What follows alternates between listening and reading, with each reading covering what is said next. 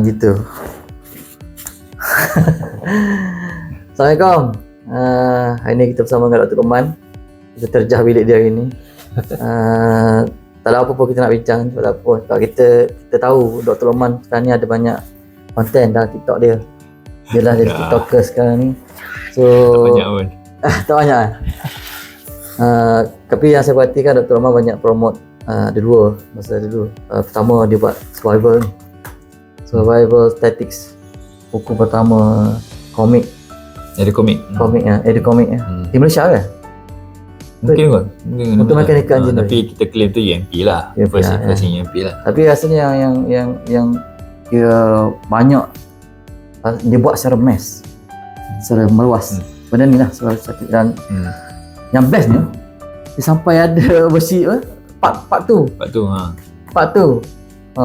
Maksudnya akan ada part 3. Maksudnya macam kahwin lah, kahwin satu, macam kahwin satu, lepas tu kahwin dua, lepas tu kahwin tiga. Macam tu lah maknanya dia punya bila membuat buku ni, kalau dah start ada part tu, memang akan ada part seterusnya. InsyaAllah. Biasa macam tu lah. InsyaAllah. Doa-doakan lah.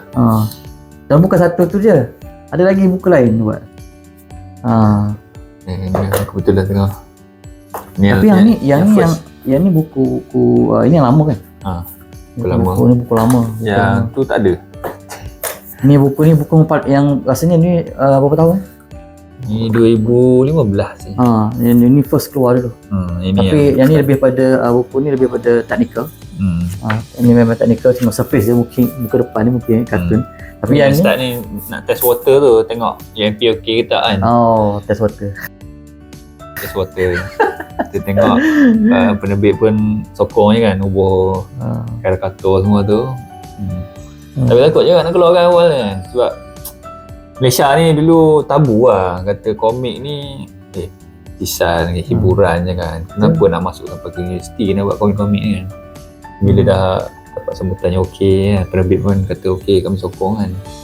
Tu yang apply grant lah untuk buat dari segi sales. Yang ni sales banyak tak kan? Yang ni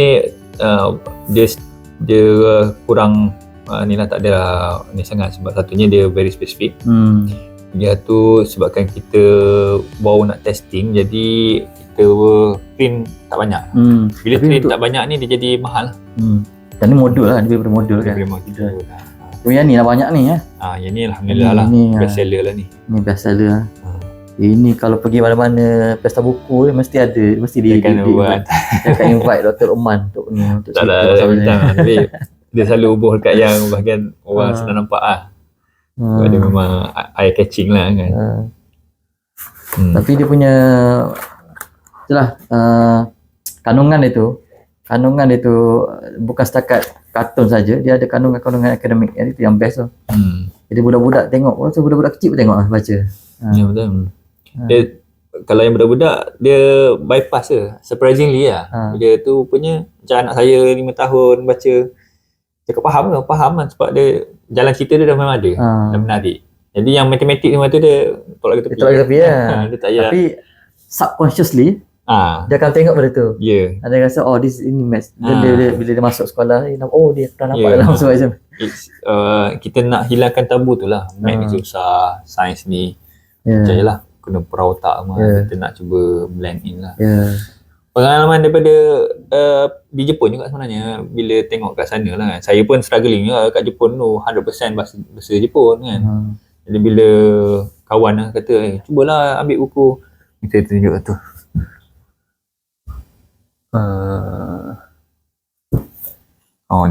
Ni dah bahasa Jepun lah. Dia super string theory. String theory. Dia kalau dekat universiti lu ni memang pecah kepala lah. Tak faham. String theory is the highest, one of the highest.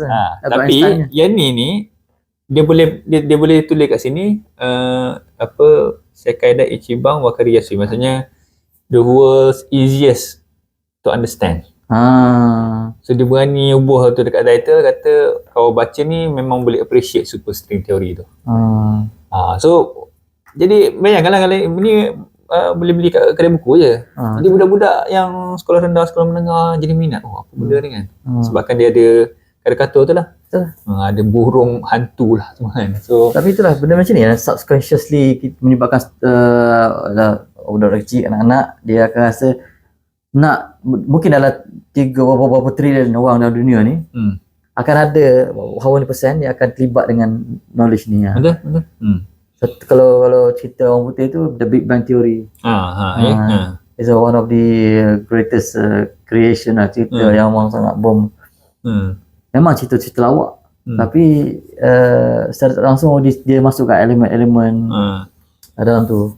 Satu segi normalisasi yang bagus lah bagi saya kan. Bagi So, orang nampak dia, walaupun dia banyak kalau kat universiti pajak nak faham, tapi bila dah dikomikkan jadi mudah orang rasa nak dekat. Oh, menarik sebenarnya kan.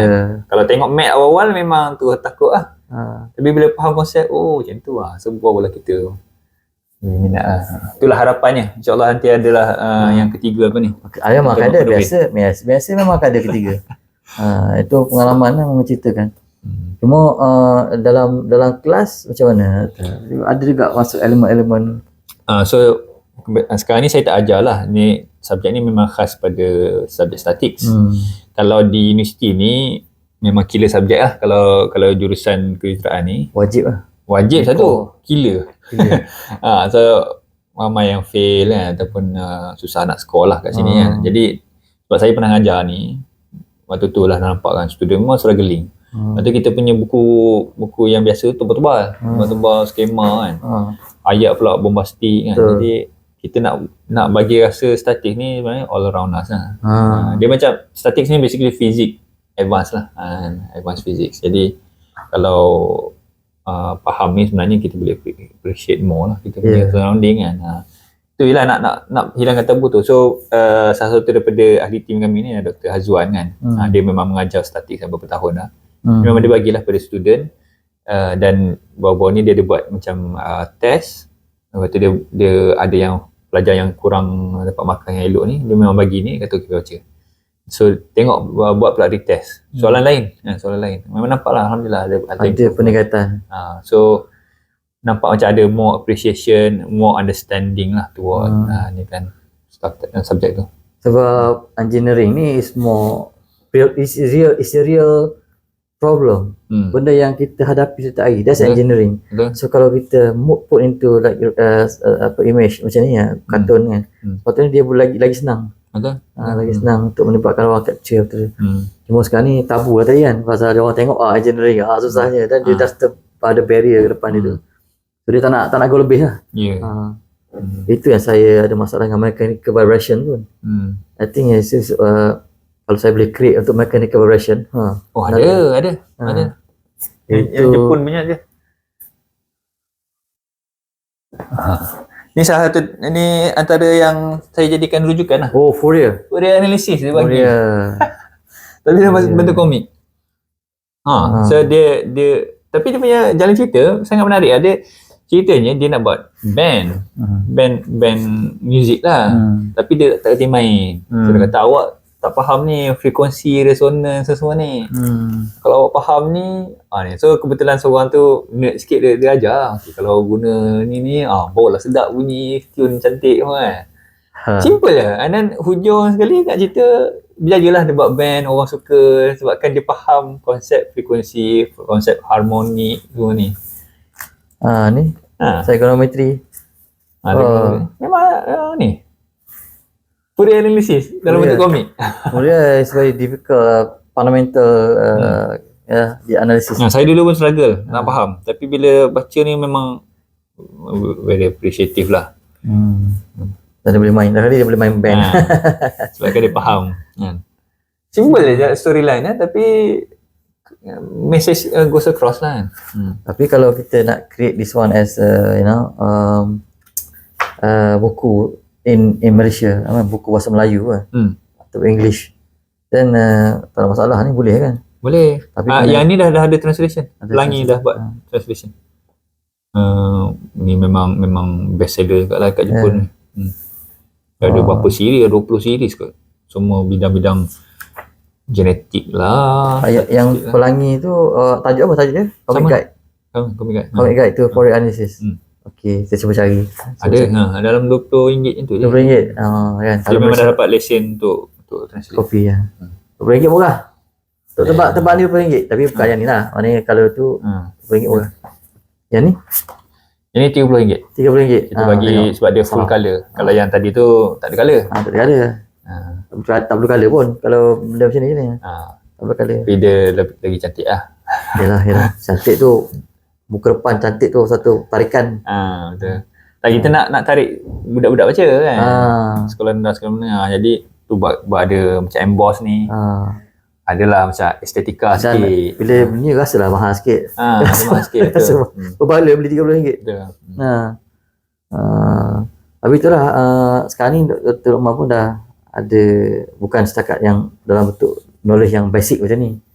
Yang higher learning pun ada. Higher learning macam ke postgraduate pun.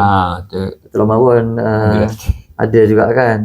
Boleh tengok Dr. Umar punya TikTok untuk boleh setia bersama saya sepanjang Ramadan ni, kita bedah buku ni sama-sama. Artikel jurnal ni ada beberapa jenis. Yang paling nyebut untuk tengok. Dalam dah start berapa tahun dah buat ni? Ya? Ni berapa tahun dah pembikinan pertama? Sejak dapat gerannya 2015 rasanya. Lepas tu ini 2015. Ini keluar 2015. Ini dapat geran 2015. Itu kebetulan saya sambung belajar pula semua tu, dia hold lah. Bila balik ni sambung balik 2020 ke 2020 kan keluar. Perlu ada grant ke nak hasilkan? Bagi pendapat saya perlu, sebab kita nak lukisan tu cantik lah. So saya tak lukis. Itu satulah kan. Saya tak lukis, memang kita hantar keluar. So we want professional yang buat lah. So this one kalau siapa yang appreciate ni lah lukisan-lukisan, memang this is international standard punya lukisan. Jadi dia punya harga pun international standard juga lah kan. Kita walaupun saya bidang engineering, tapi saya boleh appreciate lah seni kan. Benda ni faham lah, berjam-jam makan masa nak buat kan. Kalau anda kata tak ada, kalau Disney boleh lukis, by all means tak perlu geran pun kan. Lukis je lah sendiri. Cuma idea lah. Idea tu storyboard tu itulah sekali, maksudnya kami bahagian teknikal je. So kita kata kita nak cover topik sekian, lepas tu dia punya calculation semua tu kan. Yang belah team ni dia storyboard, dia punya inking, dia punya lukisan semua tu belah dia orang. So kita akan mergekan dua-dua, kita make sure calculation semua tu betul, logic semua kan. Dan topik dia tu blend in seamlessly lah. So bila itulah yang perbincangan lumat tu. Fortunately yang storyboard maker yang ni memang dia bidang fizik. Jadi bila kita cerita tentang force ke semua tu, dia faham lah. So dia dah bagi idea awal macam ni kan. Tu kita tengok calculation betul ke tak semua tu, kita gabungkan. Senang lah.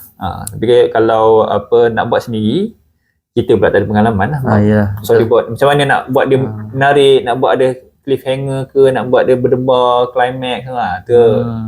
Character development. So satu ni ada karakter, maksudnya ni jenis huha-huha sikit kan. Ini jenis macam ketua sikit. Ini jenis penakut. Ini jenis penakut macam tu. So kena ada lah. Kalau semua sifat sama, macam tak ada karakter build up kan. Jadi orang pun tak ni. Tapi sebab tadi Dr. cakap orang yang buat ni memang dia ada physics punya knowledge sikit kan. Background dia. Kalau macam higher subject lah, higher level subject lah, macam contohnya fluid mechanics, heat transfer, mechanical vibration. Dia boleh, tapi kena, maksudnya kita kena tone down kita punya tu. Supaya layman boleh faham kan? Faham. Sebab kalau tak guna kita go very detail, sampaikan layman tak faham kan, siapa nak beli kan. Betul. Ni maksudnya dia boleh enjoy buku tu. Macam ni lah, ini saya boleh jamin lah siapa beli buku ni, dia akan enjoy walaupun Fourier analysis ni. Kalau kat universiti takut nak tapi dia akan enjoy buku tu sebab dia istilahnya popular science books lah. Dia antara dia punya macam hukum hakam dia, lagi banyak equation kita pun lagi kurang lah minat orang. Betul. Jadi kita tak boleh nak ni FQ MA banyak semua integration jangan.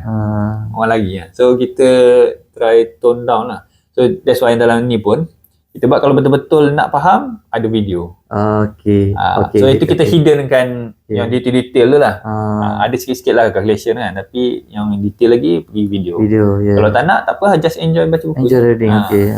Itulah dia punya. Tapi again lah, benda tu dia subconsciously dia akan menyebabkan budak-budak ni dia boleh tak memilih STEM, dia akan pilih STEM. Ya, Sebab yalah, STEM ni bukan untuk kita sekarang, untuk masa depan. Ya.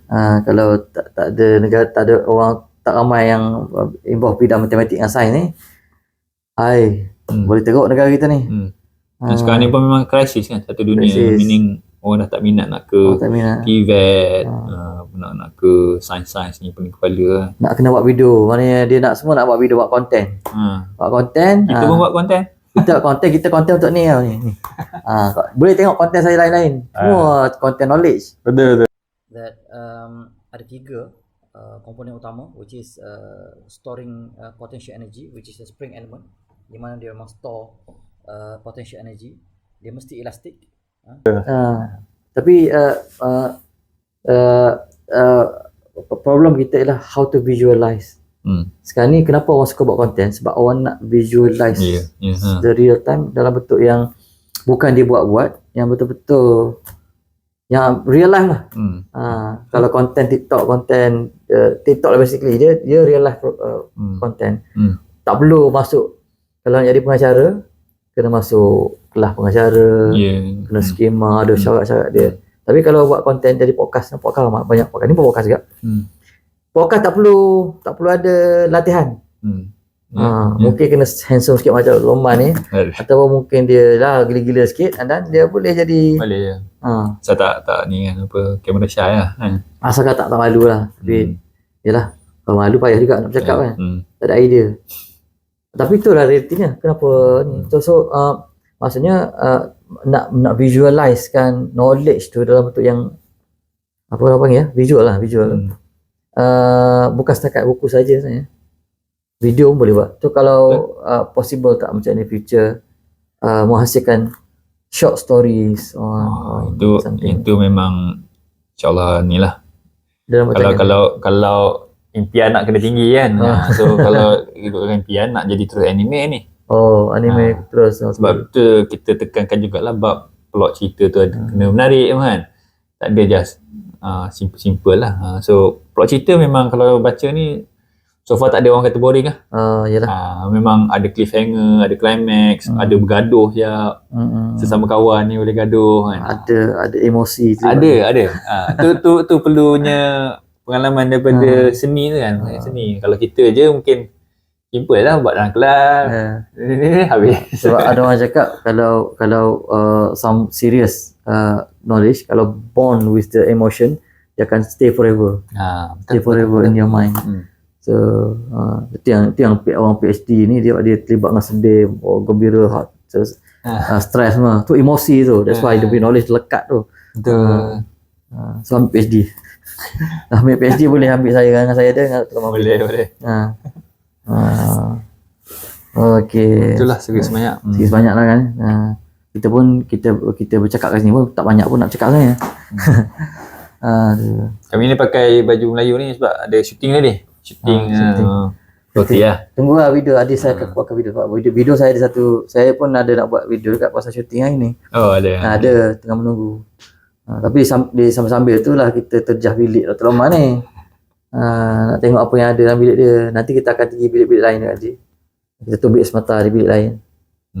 Tapi mungkin Dr. Loman nak mengakhiri sesi kita hari ni. Mungkin Dr. Loman nak cerita sikit apa hal semasa yang ada yang terkini yang boleh kita bincangkan. Pasal apa hal semasa? Apa yang terbaru? Saya mungkin ini persoalan. Perlu ke masuk universiti? Perlu ke masuk universiti? Berat soalan tu, kena buat satu lagi podcast tak boleh ni. Dia simple ni. Sebab begini, sebab kita kan nak buka UPU, nak buka pelajar tengah memilih ambil SPM. Nak ambil SPM tak ramai. Bila keluar orang UPU, dia orang ada masalah nak pilih. Sebab dia orang tak didedahkan dengan pemilihan, tidak ada khusus pun untuk nak memilih. So pelajar pun dia tak sekarang ni dia tak tahu nak pilih kos apa sebabkan oleh dia tak tahu nak kerja apa lepas ni, sebab dia rasa macam perlu ke dia nak pilih. Saya tanya tu yang terfikir soalan tu, simple soalan, perlu ke kita masuk universiti? Bagi Dr. Loman sebagai seorang yang dah pensyarah ni, rasa perlu ke pelajar masuk universiti? Kita tak boleh cakap lah, mungkin 10 tahun akan datang ke, mungkin dah mula apa istilahnya non-physical university. Maksudnya semua fully online, tak ada dah physical university. Kita tak tahu, mungkin lah akan jadi ke arah tu kan. Tapi for the time being saya nampak, sebabkan dah ada trend yang agak ketara lah tentang penurunan minat ke arah STEM ni kan. Sebenarnya it's a good thing kalau anda kata kita masuk, sebabnya basic supply and demand lah. When you have supply banyak and then demand sikit, dan harga kan turun kan. Tapi kalau kita punya supply ni sikit, graduate engineer ni sikit, untuk demand engineering punya position banyak kat luar ni. Kita boleh expect dia punya salary pun akan jadi naik nanti. Tu saya punya prediction lah. Sebabnya end up, sebab banyak pilihan, dia orang boleh pilih kan. Nak pergi syarikat ni ke syarikat ni, banyak. Sebelum ni mungkin dapat satu pun dah bersyukur kan. Tapi sekarang ni mungkin boleh ada option tu. So nak compete lah antara company kan. So company mungkin akan fikir kena up sikit lah harga. Ataupun kalau anda kata rendah juga, dia kata tak apa lah, saya cari lah yang lagi tinggi kan. So rasanya it's a very good chance lah untuk mereka ni masuk ke universiti untuk dapat better ni lah, better position, better starting salary lah. Sebab ada orang bincang-bincang nak masuk diploma dulu ke, nak terus ambil degree ke, nak ambil matrikulasi ke. Itu satu persoalan yang banyak orang tanya ni. Nanti dia musim-musim sekarang ni. So saya pun pendapat, saya go kalau kita masuk matrix, kita belum masuk universiti lagi. Betul. We are still in the study mode, in the school mode. Kalau tanya saya, memang kita first go to the university environment as fast as possible. So pergi diploma dulu lah. Masuk apapun, asasi universiti. Masuk ke universiti secepat mungkin. Diploma ada best lah kan. Sekarang ni diploma je lah. Saya pada pendapat kalau ada ramai tanya saya akan cakap macam tu. Masuk terus ke diploma. Ataupun kalau ada option daripada SPM, lompat masuk terus. Mungkin kursus-kursus yang baca teknologi. Sekarang saya tak pasti baca teknologi dia perlukan dia terus daripada SPM ke ataupun dia ada ni. Tak boleh lagi, dia kena melalui matrikulasi ataupun diploma. Mesti ada kan. Bachelor of Technology, Bachelor of Technology khas untuk pelajar-pelajar SKM, maksudnya TVET. Tak boleh SPM, tak boleh STPM, tak boleh, matrikulasi lagi tak boleh. So ada peluang nak masuk terus. Mana dia tak perlu masuk matrikulasi lah, go straight to the university lah. So KB akan ada peluang lebih cepat lah untuk masuk universiti. Itu memang lane khas untuk dia orang. So masuk universiti is a right ticket lah sebenarnya. It's a good ticket for us to work. Dan sebenarnya tiket untuk dapat kerja tinggi bukan universiti tu. Pada pandangan saya, prioritinya dapat gaji tinggi bukan pada universiti. It is about your experience, your skill, the set of skill yang ada. So mungkin universiti kena invest set of skill yang sesuai untuk pelajar ni, dan barulah dia valuable. So tapi kalau go to di macam matrikulasi, bukan tak nak bagi masuk matrikulasi masuk saya beritahunya kalau dia masih ada fikir nak broad, then go to matrikulasi. Tapi kalau dia dah tahu direction dia, go to somewhere that can give you set of skill that dia akan menyebabkan anda jadi expert lah. Expert before working. Tu perkataannya. Expert dulu masuk kerja. I think that one akan kalau kita target nak dapat salary tinggi lah. Tapi kalau tak fikir nak kerja je. Ni rasanya minggu lepas saja yang World Economic Forum tu keluarkan set of skills yang dia akan expect dalam beberapa tahun kan. Memang dia lebih kepada problem solving skill, apa yalah, things like that lah. Maksudnya soft skill lah basically. Kalau kita ada soft skill, kita boleh adapt cepat kan. Benda tu sebenarnya yang valuable dalam company nanti. Tapi you sebut tadi soft skill kalau pelajar banyak buat video, dia tak takut bercakap sebenarnya. Maknanya dia boleh speak out. So I think the only issue kalau nak go for macam multinational company ke apa ke, dan kena cakap bahasa Inggeris lah. Itu je lah kan. So adalah sebenarnya macam komen daripada industri kan. Dia orang jadi hilang confident tu sebabkan dia kena cakap bahasa Inggeris. Itu yang kena tekankan. So meaning sekarang ni pun kita cuba implement dekat dalam kelas pun presentation ke apa ke memang fully English. So itu yang sebab kita nampak industri, kalau kita boleh cakap bahasa Inggeris, confident cakap bahasa Inggeris tu lebih dinilai dengan baik lah.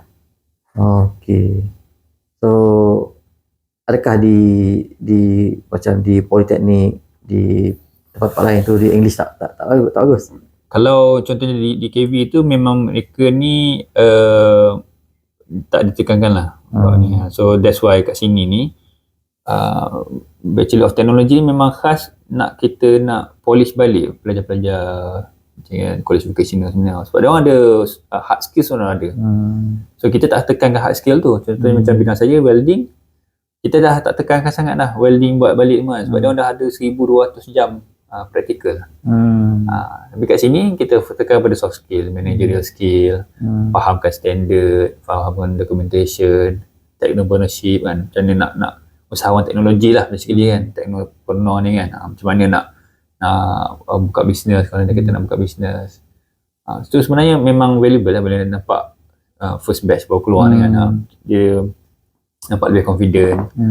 Which is kalau fikir balik dulu diorang awal-awal masuk tu memang nampak lah, maksudnya shy lah kan, malu nak cakap bahasa Inggeris, pakai rojak je semua kan. Tapi bila dah kita suruh presentation every semester tu, berapa banyak presentation kan kena buat. So itu yang membina lah karakter diorang tu.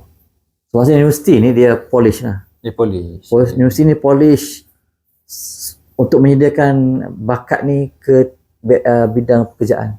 Betul. Kalau masuk dalam kalau belum masuk universiti lagi, dia tak ready lagi untuk keluar bekerja lah. So itulah menjawab soalan tadi, perlu kita masuk universiti. Memang perlu lah untuk kerja. Untuk kerja perlu masuk universiti. Kalau tak, kita tak boleh nak polish je. Sebab kalau SPM level, matriculasi level and lain semua hanya untuk equip the student with knowledge saja. Knowledge semata-mata lah. Melalui pengetahuan semata-mata. Belum lagi kerja. Kalau nak bekerja boleh, tapi dia lower level. So ada yang politeknik boleh kerja. Tapi kerja ni zaman sekarang semua nak high income, high pay. Dan kalau nak jadi macam YouTuber ke apa sekalipun, macam kita tengok Khairul Amin ni kan, especially sebab dia bidang kejuruteraan lah. So kita nampak lah dia punya thinking tu beza. Kan? Bila kita masuk universiti, satunya kita ada ilmu yang berharga lah untuk kita, let's say kalau kita nak share dengan orang kan.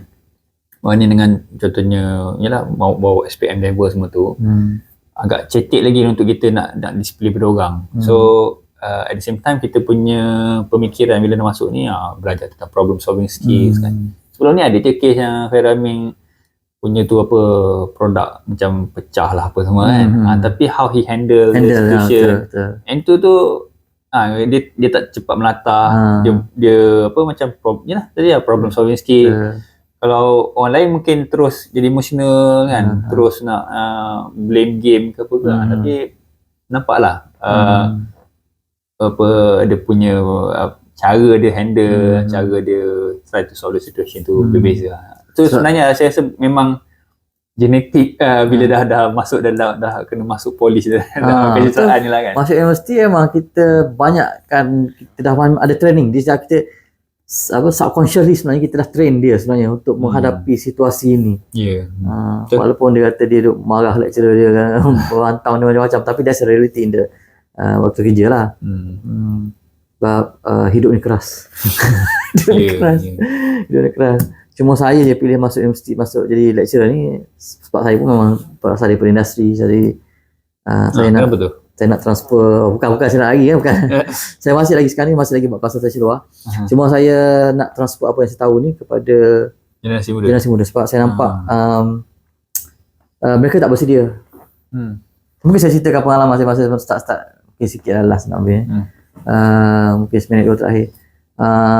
Pengalaman saya masa universiti, first saya jejakkan kaki ke tempat kerja yang saya rahsiakan tempat kerja itu.